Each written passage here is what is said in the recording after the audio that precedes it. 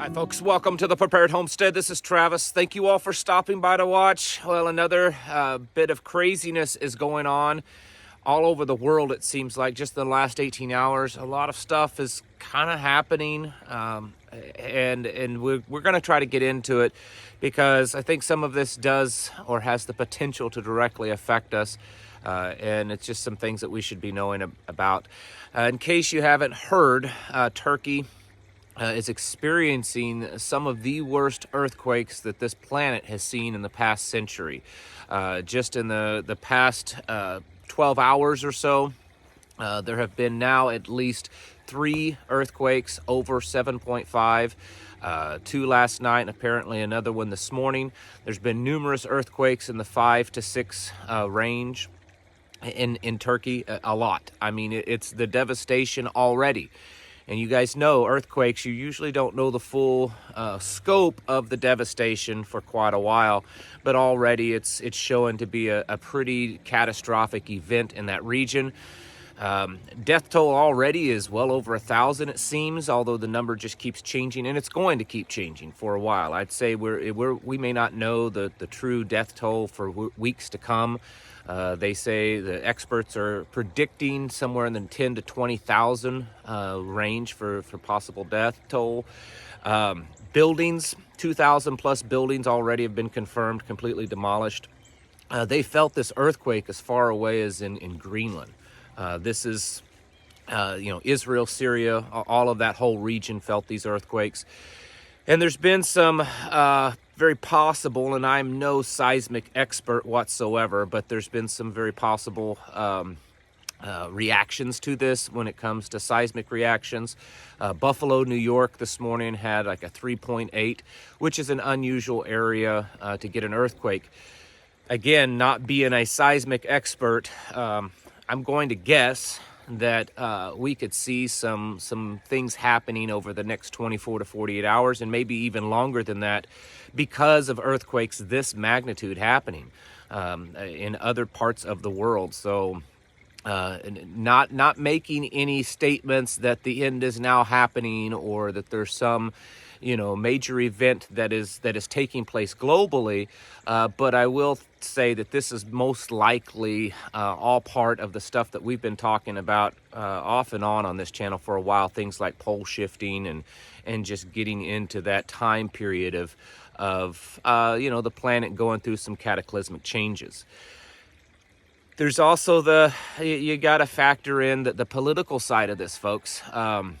Turkey has been kind of a big key player in this whole NATO versus Russia thing. So it'll be interesting to see how this earthquakes play out. And I'm not saying that these were man-made caused, although who knows? I mean, there's any more nowadays. Nothing surprises me. But Turkey has, of course, they're a member of NATO, but they've been sort of favoring Russia, it seems, at times. And then all of a sudden changed on their position of allowing Sweden and Finland in. And then now this happens, so it would be interesting to see how that plays out. I can't see this big of an event happening in that region not having some effects on things going on, and it's not knowing what that means. It could be good or bad, and the way things are going, it wouldn't surprise me if it ends up being bad. Bottom line is there's a lot of people over there that's hurting and will continue to hurt over the coming days and weeks. So if nothing else, we should certainly be praying for them.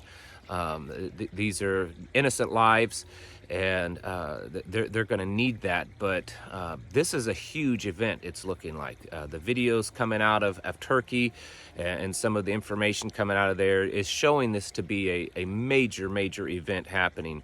Like I said, they're already saying it's one of the worst earthquake series happening in the last century. So this is a pretty big deal, folks. And like I said, we don't know what type of aftershocks and things that will happen around the rest of the planet due to this kind of seismic activity. Moving on, there's been a lot of buzz since yesterday evening online, especially in the prepping world and stuff, because a certain website has posted that we are now in Defcon 2. and I thought I should address it because I have been getting a slew of emails since this happened yesterday, asking my opinion of what's going on. And I'll be honest with you, no one knows, no one publicly knows what the real Defcon levels are. This is the defense levels in regards to nuclear only. There are other systems that the government uses and the military uses for readiness for the military in other situations. Defcon is specifically in regards to nuclear attack. And it is a tightly held secret of what that is. That's a very classified bit of information. So no one really knows. So what is all this talk? Well, there is a website called defconlevel.com, and it says on that website that it's an open source intelligent website. But it doesn't really go into anything other details. It doesn't tell who owns it, who is doing this, who are the people that are sourcing this intelligence and how they source it. There's very, very little information on there, although people oftentimes in the past have looked to it as a possible indicator of, nuclear readiness levels of our government. So it's hard to determine. It's kind of like that very famous website, the U.S. debt clock. No one really knows who runs that website and where they get their information. So it's kind of interesting. Although I will say a very well-known military news website, military.com, has referenced that this website, while it's private and not a government run website, that they are pretty accurate in their predictions. So are we really at Defcon level 2, which is a very serious thing for those of you that don't know. Defcon level 2 means that our military is actively readying themselves for an attack, that they need to be ready to move and to be deployed within 6 hours. So that's a very significant thing. In fact, according to the research that I can come up with, our country's only been at that level twice in the past, one during the Cuban Missile Crisis and one during the Gulf War. Apparently, even the 9/11 attacks only put us at DEFCON 3, which is what everyone is saying. It's hard to determine. Like we said, we don't really know who runs this website. The website military.com, like I said, it did reference this Defcon level website as being fairly accurate, and that military news website is run by former admirals and generals and things like that for the most part. So that does give it a little bit of legitimacy, but we honestly don't know. I mean, my gut is that we're probably not at DEFCON level 2. But again, I have no idea. And the thing is we can make our guesses all we want, but we really don't know what all is going on behind the scenes. We don't really know. I mean, we're aware of this balloon thing of what was told in the news, but we don't know what's going on behind the scenes. And there's definitely been some strange activity going on with helicopters and other military activities, and then foreign activity also with, Russian ships off our coast and things like that. So we don't know. My guess and probably recommendation, which is what we're doing here, is just be on the ready. Make sure that you're keeping your gas tanks topped off as much as possible. Certainly don't let them go below half a tank, but keep them topped off as much as possible. Make sure batteries are charged. If you have holding tanks for water, make sure they're fresh and topped off.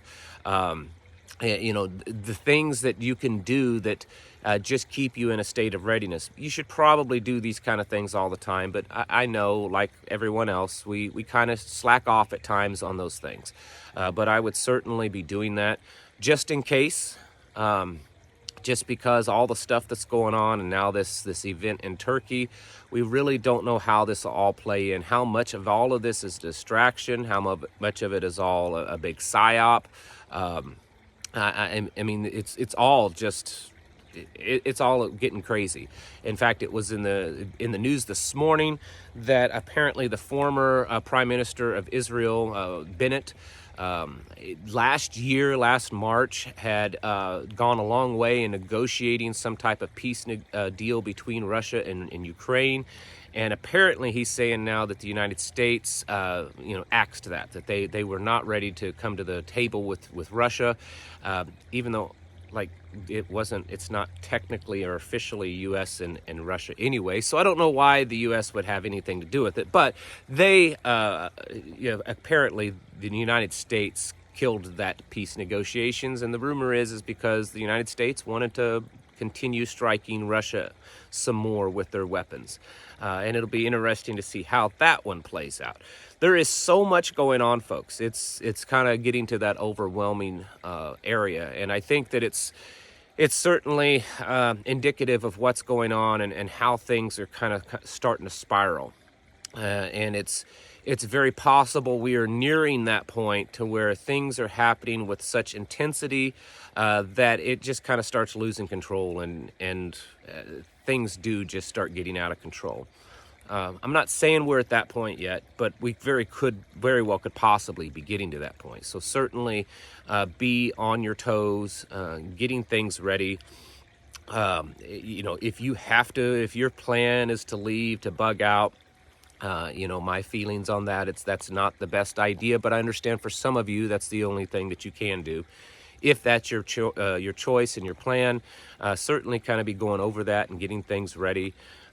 If you're in the big cities, it's just not a good place to be right now. There's so much chaos and havoc going on, but certainly be reviewing your plan, topping things off, food, other things like that.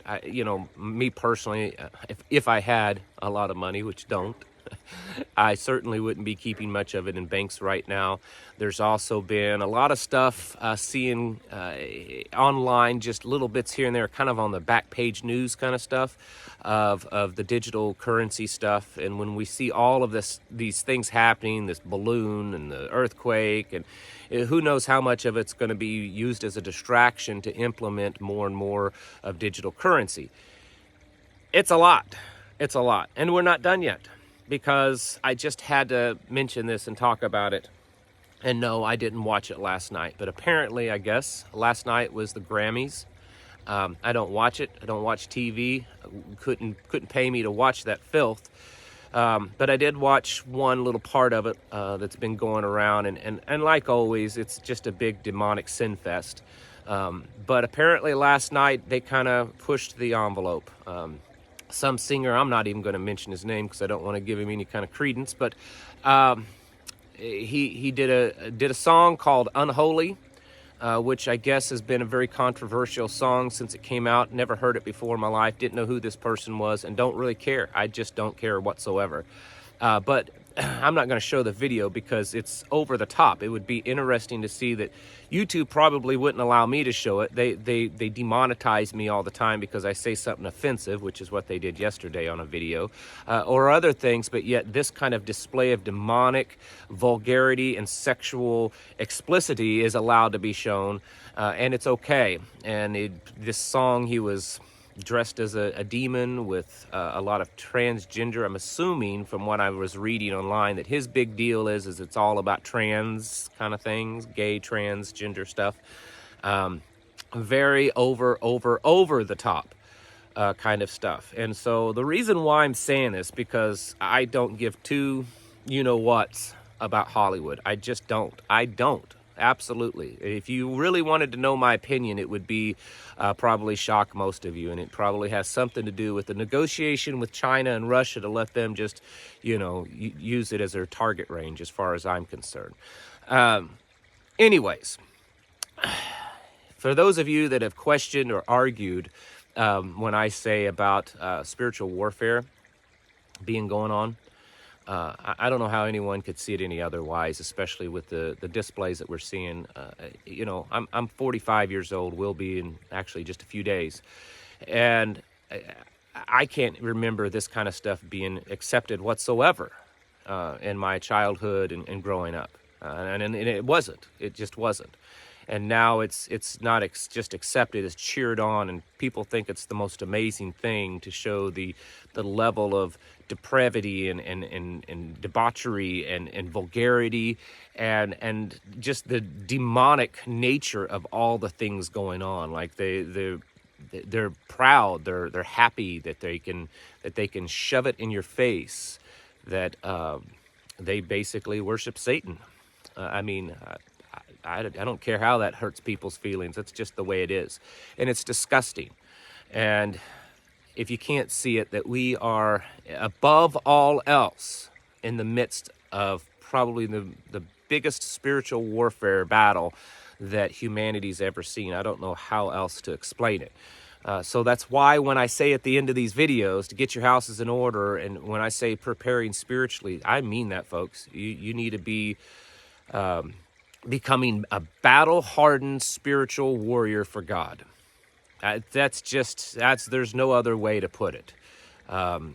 You need to be getting out your Bible, the entire Bible, from Genesis to Revelation, and to be devouring that book, hiding it in your heart, and getting to know it and the relationship with Yeshua Jesus and his Father really, really well. Because this battle, this spiritual warfare, it's only just begun, folks. It's going to get worse. Folks, it is time to get your houses in order, to prepare yourselves mentally, physically, and spiritually. Thank you for watching, and I'll catch you in the next video.